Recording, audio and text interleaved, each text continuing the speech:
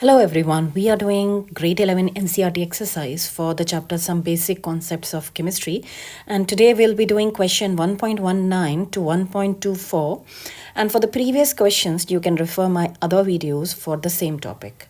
So let's start the very first question, 1.19. Question is, how many significant figures are present in the following? They have given you 6 values and you have to tell the significant figures.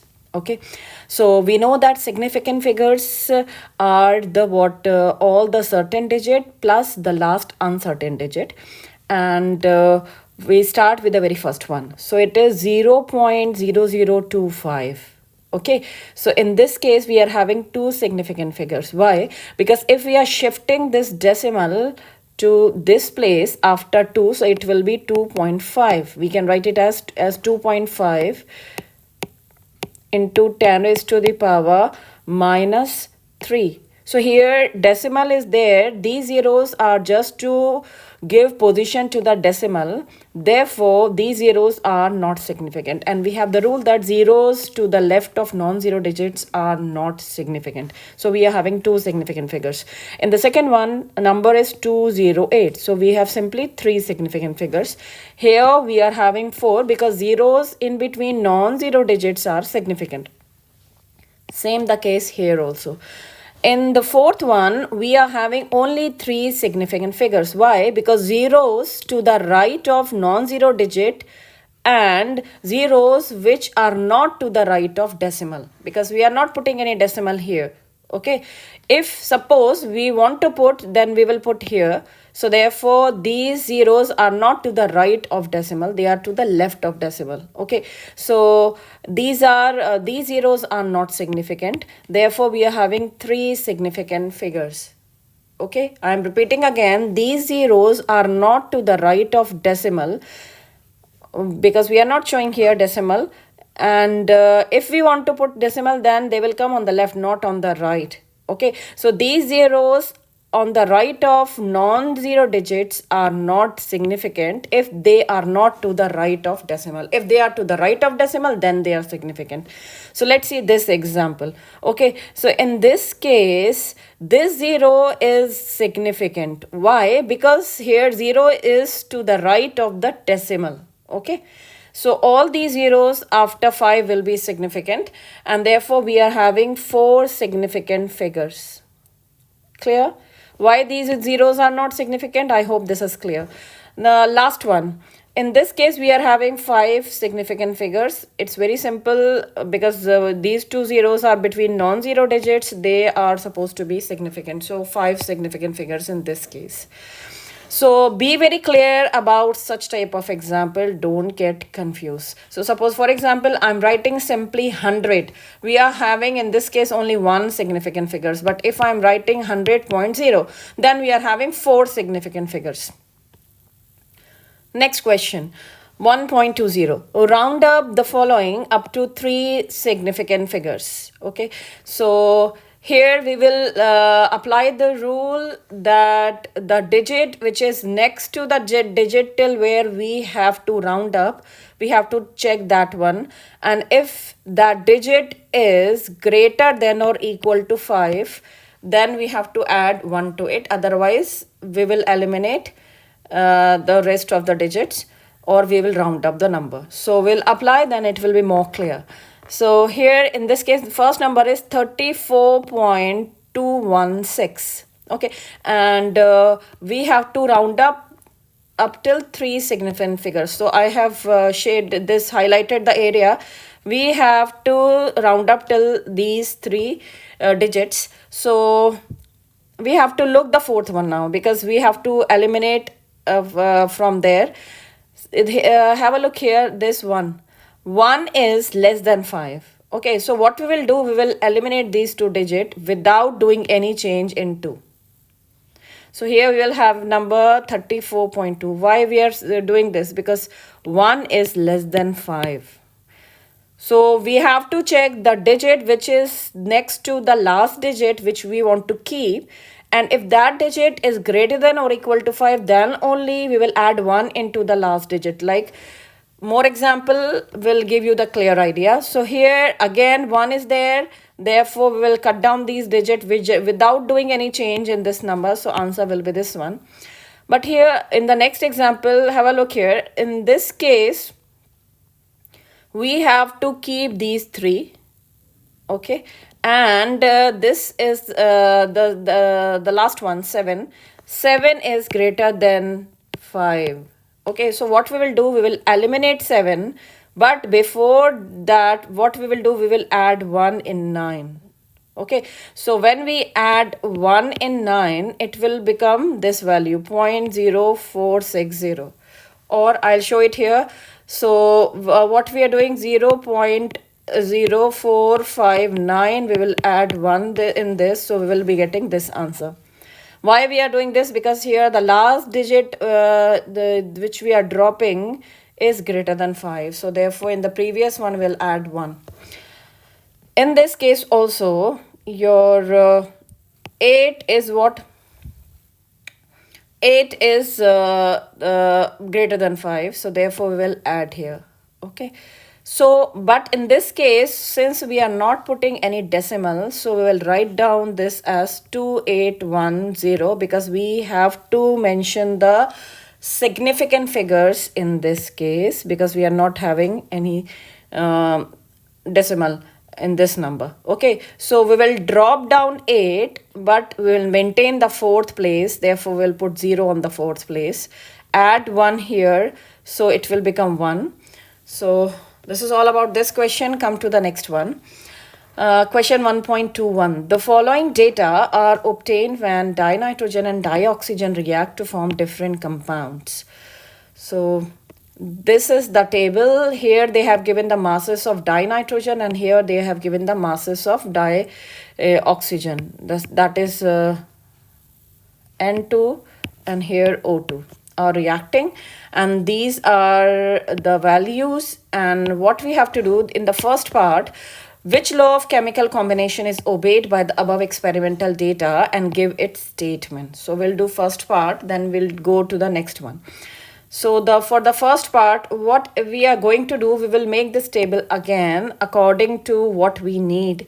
So whenever we are having any data, what we do, we create a uniformity in the data, or we keep one value constant and then see the variation in other values, so that we are able to observe the changes. If both the values are variable, then it is very difficult to compare the variation or changes. So here what we are doing, we are fixing the mass of nitrogen as 28 grams, so that we can say, or we can observe with respect to nitrogen how oxygen is having changes in amount. Okay, so we will fix the mass of your nitrogen. So in the first part, they have given you 14 grams of nitrogen. Have a look here. They have given you 14 grams. So we are fixing this amount as 28 grams, so that we can see the change. So if we want to have 28, we will multiply it by 2, we will get 28. Accordingly, we will do multiplication in the second value also, so that we are not disturbing the ratio. So therefore 16 into 2 will give you 32. Okay, so when we are having 28 gram of nitrogen, we are having 32 grams of dioxygen. It is just like this. If we are having 14 is to 14 is to 16, then we have 28 is to 32. Both are same.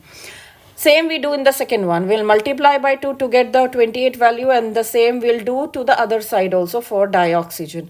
Last two values for dinitrogen are already 28. So we'll keep them like that. Therefore, we'll not do any change in the in case of dioxygen. So these are the final values that we have according to what we want to observe. So what we are doing here, we are fixing the amount of dinitrogen as 28 gram, and then we say the variation in that of dioxygen. So the mass of oxygen that has combined in different cases is 32, 64, 32, 80. And if we find out the ratio, it is 2:4, 2:2, 2:5. Okay, so this is a simple whole number ratio. We are not having any fractional number. So therefore, the given data obeys the law of multiple proportion. And what is the statement? When two elements combine to form two or more compounds, then the mass of one element which combines with the fixed mass of other bear a simple whole number ratio. You can apply the idea of H2O and H2O2 formation. Okay, so in this case, a fixed mass of hydrogen is combining with variable mass of oxygen. Same is the case here also. So you have to write down the statement because they are asking you to write down the statement. Okay. Second part, fill in the blank in the following. So these are the three units which you have to relate in different system or in different types of units. You have to find out the values. So we will write down the same fill in the blanks again to solve them. So the very first one is 1 kilometer they have given, and we have to tell how it is related with millimeters. Okay, we know that 1 kilometer is equal to 1000 meter, and when we are breaking this meter, so 1 meter is equal to 100 centimeter and 1 centimeter is equal to 10 millimeter. So basically we are getting this value. So therefore it will be 10 raised to the power what? We are having 3, then 2, then 1, 6. So therefore we are putting here 10 raised to the power 6 millimeters. Okay, so it is from this value we are getting here. Now for the second part, for the picometer, we are having picometer. 1 meter is equal to 10 raised to the power 12 picometer, and we know that 1 kilometer is equal to 1000 meter. So 3 zeros will come for meter, and then when we convert meter into picometer, we are having this value 10 raised to the power 12. Therefore it will be 10 raised to the power 15 picometer. Next, 1 milligram and kilogram we have to write down. 1 gram is equal to 1000 milligram, or 1 milligram is equal to 10 raised to the power minus 3 gram. Okay, and when we convert gram into kilogram, same we have 10 raised to the power 3 kilogram. Why? Because 1 kilogram is equal to 1000 gram and 1 gram is equal to 1000 milligram. This is the relationship. But since we are finding here lower unit, therefore we'll get negative power. So of 10. So this is the value 3 minus 3 and minus 3 will give you minus 6. So therefore 1 milligram is equal to 10 raised to the power minus 6 kilogram. And similarly for nanogram, we know that your 1 milligram is equal to 10 raised to the power minus 3 gram. And for nanogram, we are writing 10 raised to the power 9 gram. 1 gram is equal to 10 raised to the power minus 9 nanogram. Okay, so here we are having positive power as 9, and here we are having negative power as 3. Okay, so therefore net will be plus 6 or positive 6 as the power of 10. Again I am repeating, 1 gram is equal to 10 raised to the power 9. 1 gram is equal to 10 raised to the power 9 nanogram. Okay, and 1 gram is equal to 1000 milligram. Okay, so if we are write reverse, then 1 milligram is equal to 10 raised to the power minus 3 gram. We write it that way because we need to find out the milligrams. Okay, I hope this part is clear to you. Then we are having 1 ml and liter relationship. One thing I want to remind you, whenever we are converting from bigger unit to a smaller unit, we'll be getting some negative power of 10. So be very careful in these type of calculation. So 1 ml, then we have to relate with liters. We know that 1 ml is equal to 1 centimeter cube. Okay. And if we replace 1 centimeter cube with the decimeter cube, then we know that 1 decimeter is equal to 10 centimeter. Therefore, in place of centimeter, we are writing 10 raised to the power minus 1 decimeter. Why? Because if we change the position of this place of centimeter, then 1 centimeter is equal to 10 raised to the power minus 1 decimeter.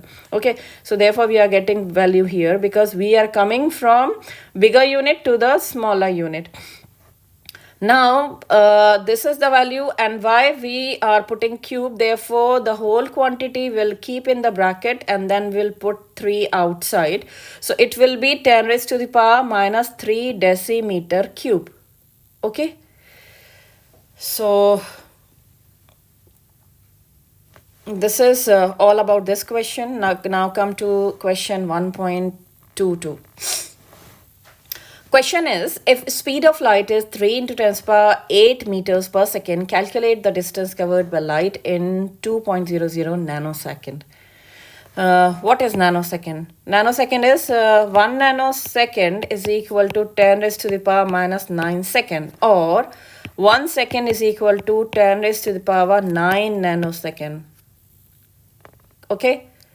The way we write, that makes the difference. If we are writing the bigger unit first, like 1 second is equal to 10 raised to the power 9 nanosecond, we will get positive power of 10. Okay, but if we are writing your smaller unit first, like 1 nanosecond, then we will write 10 raised to the power minus 9 second. So don't get confused here. We know that speed is equal to distance upon time. Therefore, distance will be speed into time. So speed of light is given to you, that is 3 into 10 to the power 8 meters per second, and time is 2 nanoseconds. So 2 nanosecond means 2 into 10 to the power minus 9 seconds. So we'll put down the values and we will calculate. So this is your answer. So this is simple calculation.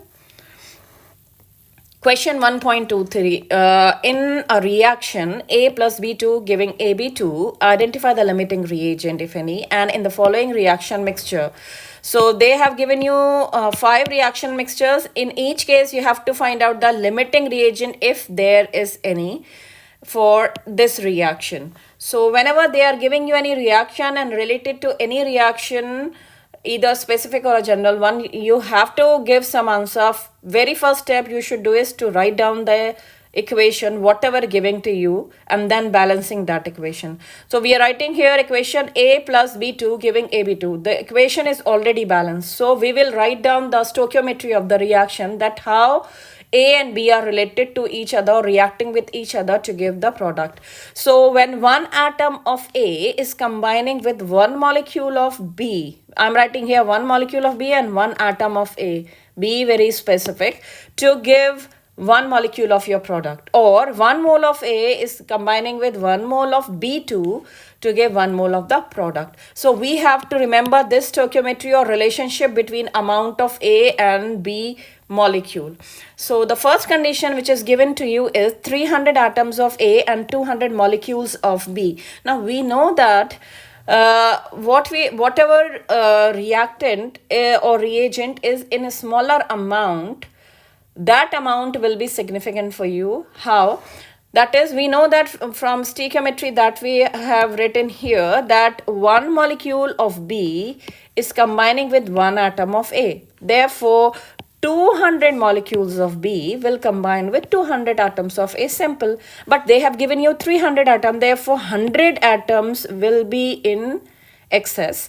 And therefore, what we have, these 100 atoms will remain as unreacted, or they will not be consumed, and whatever amount of your B we have taken, that will be used in the reaction. So therefore B is limiting reagent, because B will decide how much product will be formed, not A, because this amount of A is left as such in the reaction mixture. Second one thing, limiting reagent, if you want to pinpoint quickly, it is that reagent which is in lesser amount, or which is consumed completely in the due course of reaction. Now for the second one, 2 moles of A and 3 moles of B. Okay, so again here, since we are having here 1:1 ratio, 1 mole of A and 1 mole of B2. So therefore, we'll start with the one which is in lesser amount, this one. So 1 mole of A is reacting with 1 mole of B. Therefore, 2 moles of A will combine with 2 moles of B. But they have given you 3 moles of B. So 1 mole of B, sorry, here it should be 1 mole.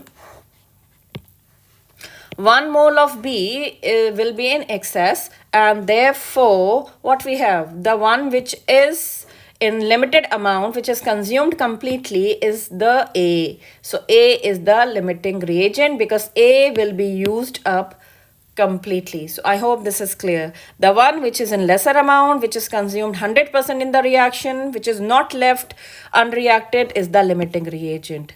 Okay, now the third one, they have given you 100 atoms of A and 100 molecules of B, and from the stoichiometry we know that one atom of A combined with one molecule of B, therefore 100 atom will combine completely with 100 molecules of B, therefore there will not be any A or B left after the reaction. So since both are according to the stoichiometry of the reaction, therefore there is no limiting reagent in the third case. Now the fourth one, 5 moles of A and 2.5 moles of B. We know that from the balanced equation 1 mole of B is combining with 1 mole of A. Okay, so 2.5 mole of B will combine with only 2.5 mole of A. Okay, because we have 1:1 ratio, and rest of the A will be left as unreacted or it is not consumed in the reaction. So since here again B is getting used up completely, therefore B is acting as a limiting reagent. Similarly, in the last case also, 1 mole of A combines with 1 mole of B, so 2.5 moles of A will combine with only 2.5 moles of B, and we will be left with 2.5 moles of B, which will be what? This very amount will be in excess. This is what? Unreacted. So again here your A is acting as a limiting reagent because it is consumed completely in course of reaction. Next question, 1.24. Dinitrogen and dihydrogen react with each other to produce ammonia according to the following reaction. This is the chemical equation. So calculate the mass of ammonia produced if this amount of dinitrogen react with this amount of dihydrogen. Will any of the two reactant remain unreacted? Okay, so for if they have given you this equation, when we look into the equation and if we want to balance this equation or balance the number of atoms, so we should put here 3 before hydrogen. Okay. So we will write down first here the given information. They have given you mass of nitrogen and mass of hydrogen. These are the values in grams from the values which are given to you. Okay, and before calculation we will write down the molar masses of 3 molecules which we are having in the equation. Why? Because this we will use in calculation, and these molar masses are calculated from their gram atomic masses. Like for example, I am showing here for ammonia. For ammonia, if we want to calculate, then we are having 1 nitrogen atom and 3 hydrogen atom. Okay, so for nitrogen it is 14 plus 3 into 1, so it will come as 17. So therefore we have written here grams per mole, and the molar mass is the mass of 1 mole, therefore I am writing here grams per mole. Okay, so mass is in gram, but it is for 1 mole, therefore I am writing at per mole. So don't get confused if you are writing in only grams. Okay. Now we will write down the balanced chemical equation as we did earlier. So 1 mole of nitrogen is combining with 3 moles of hydrogen to give you 2 moles of ammonia. And what is the meaning of 1 mole? 1 mole means whatever is the molar mass of nitrogen. So molar mass of nitrogen is 28 gram. Therefore, we'll write here 28 gram. Now 3 moles of hydrogen has to be there in the reaction according to the balanced equation. Therefore, 1 mole is having mass 2 gram. Therefore, 3 mole will have 2 into 3. That will be 6. So it is 2 into 3. 2 is the mass of 1 molecule and there are 3 molecules. Okay. In the same manner, here we are having 2 moles of ammonia. 1 mole of ammonia is having 17 gram mass. Therefore, 2 moles will have 17 into 2. That will be 34 gram.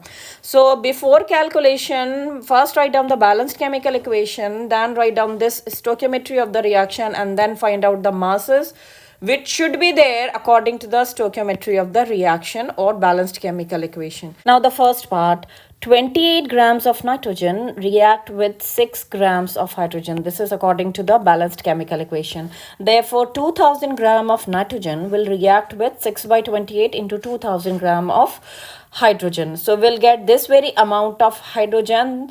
And what does it mean? In the question, they have given you mass of hydrogen as 1000 gram. Okay, but mass which is reacting is 4 to 8.6 gram.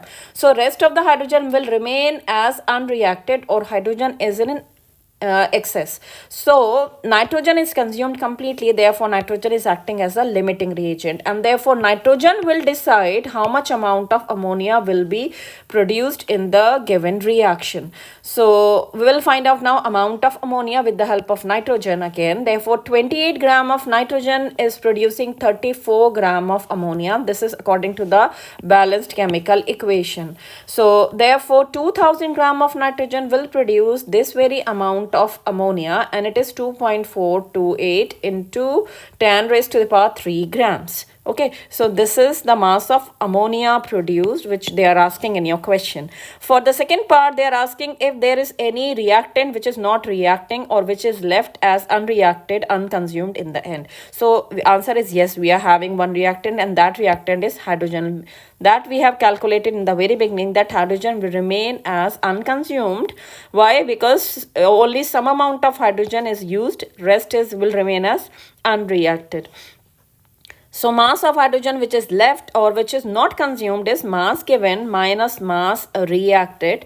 Therefore, mass given is 1000 gram minus 4 to 8.6 gram that we have calculated in the first step. So therefore, we will get this value. So this finishes the last question for today. And for more questions on the same topic, you can refer my other videos that I will upload in near future very soon. Okay, and this is all for today. Thank you.